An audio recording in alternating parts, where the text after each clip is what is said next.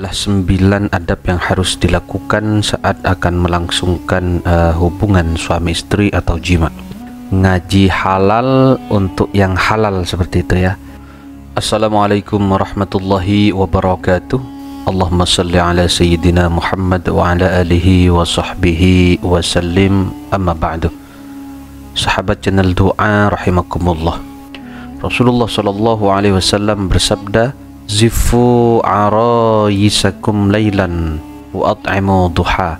Langsungkanlah hubungan badan, hubungan jima pada malam hari, dan langsungkanlah jamuan makan atau pesta pernikahan, yaitu pada waktu duha.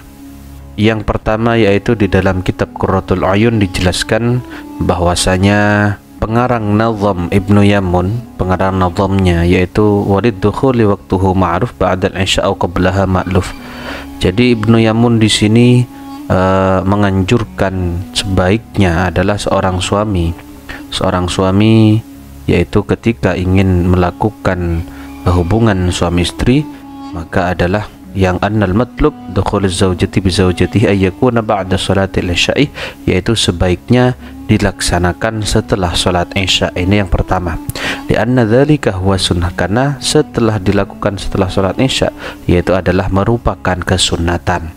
Tetapi kalau misalkan mau berhubungan badan setelah salat maghrib, maka juga diperbolehkan. Wa yajuzu, seperti itu, yajuz. Yang nomor 2 yaitu adalah mensucikan diri, mensucikan batin dan menghiasnya dengan taubat, berbanyak istighfar, dan juga segala bentuk dosa seperti celah dan aib dan sebagainya, sehingga ketika melakukan hubungan itu, melakukan ibadah itu dalam keadaan suci. Karena ada di sebuah dalam hadis yaitu man tazawwaja faqad istakmala bi nisfi dinihi falyattaqillaha fin nisfi tsani. Barang siapa menikah, maka sebenarnya ia telah menyempurnakan separuh dari agamanya, dan hendaklah ia bertakwa kepada Allah yang pada separuh yang lainnya. Nah, jadi ini agar tujuannya memohon kepada Allah berkenan menggenapi agama si suami melalui hubungan suami istri ini. Yang ketiga adalah ketika hendak masuk ke dalam kamar, maka hendaknya si suami menerapkan sunnah Nabi Muhammad SAW, yaitu dengan mendahulukan kaki kanan ketika masuk ke dalam kamar, dan juga sambil berdoa bismillahi wassalamu ala rasulillahi assalamualaikum, dengan menyebut nama Allah, salam sejahtera bagi Rasulullah, salam sejahtera bagimu. Lalu yang keempat adalah berwudu dan sholat sebelum naik ke ranjang. Hendaknya suami meminta si istri untuk berwudu terlebih dahulu jika istri masih berhadas ketika suami ingin melakukan hubungan dengannya.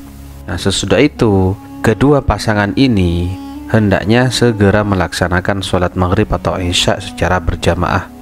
Setelah melaksanakan sholat wajib, nah suami harus meminta istrinya untuk melaksanakan sholat sunnah sebanyak 2 rakaat, dilanjutkan mengaminkan doa-doa yang dibaca oleh si suami.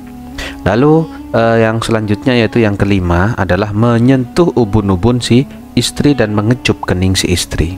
Setelah si suami selesai melaksanakan sholat dan juga berdoa bersama si istri, hendaknya segera menghadapkan wajahnya ke muka si istri, lalu duduk di dekatnya, kemudian mengucapkan salam sambil meletakkan kedua tangan tepat di atas ubun-ubun sang istri untuk kemudian mengecup keningnya, ya, dikecup keningnya.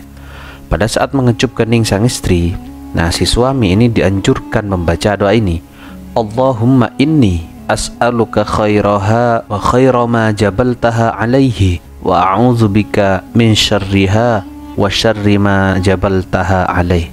Wahai Allah, sesungguhnya aku memohon kepadamu kebaikan istriku ini dan kebaikan dari segala apa yang telah engkau ciptakan kepadanya. Dan aku juga memohon kepadamu perlindungan dari keburukan istriku ini dan keburukan dari segala yang telah engkau ciptakan kepadanya. Insya Allah, Allah akan mendatangkan padanya kebaikan istrinya dan melindunginya dari segala keburukan istrinya. Lalu yang keenam adalah mendekap atau memeluk si istri sambil berdoa. Doanya adalah ya Raqib sebanyak 7 kali. Lalu dilanjutkan membaca Allahu khair hafizan wa huwa arhamur rahimin. Maka Allah adalah sebaik-baik pelindung dan Dia Allah Zat yang Maha Penyayang. Nah, diriwayatkan bahwa seseorang yang melakukan hal ini akan mendapatkan perlindungan Allah Subhanahu wa taala untuk keluarganya dan sudah tidak perlu dikhawatirkan lagi keburukan mereka. Lalu yang ketujuh adalah mencuci ujung jari tangan dan kaki istri. Nah, ini juga dianjurkan ya, menggunakan air yang ditaruh atau diletakkan di dalam sebuah wadah. Nah, sambil membaca bismillah dan sholawat. Nah, sesudah itu air bekas cucian tangan dan kaki istri, nah itu disiramkan ke seluruh sudut rumah. Nah, ini diriwayatkan juga melakukan hal ini itu dapat menghilangkan segala kejahatan dan gangguan syaitan atas izin Allah. Nah, diriwayatkan dari Imam Ali bin Abi Thalib bahwasanya Rasulullah pernah berkata kepadanya, "Idza dakhalatil arusa baitak fakhla'na 'laiha." Jika engkau memasuki kamar istrimu, maka lepaskanlah kedua alas kakinya. Waghsil rijlaiha bil ma, lalu cucilah kedua kakinya yaitu dengan air. Warusyabih arkanal bait, dan siramkan air bekas cucian itu ke seluruh sudut rumah. Yadkhulu baitaka sab'una naw'an minal barakah war rahmah. Nah, dengan melakukan hal itu niscaya masuk ke rumahmu 70 macam berkah dan rahmat. Lalu yang ke-8, ciptakan suasana syahdu dan romantis, seperti kata-kata baik kepada si istri yang bisa menyenangkan hati si istri, dan jauhkan sang istri dari perasaan yang kurang nyaman. Lalu yang ke-9, yang terakhir, yaitu seorang suami harus menghindari semua jenis makanan yang bisa memadamkan hasrat berjumbu, hasrat berhubungan, seperti itu, seperti kubis, mentimun, kedelai, dan juga yang lainnya seperti itu. Jadi sebelum melakukan ini, sebelum melakukan hubungan badan, maksudnya hindari makanan-makanan yang bisa memadamkan hasrat. Intinya seperti itu. Jadi mungkin ini yang bisa kami sampaikan, ngaji halal untuk yang halal seperti itu ya.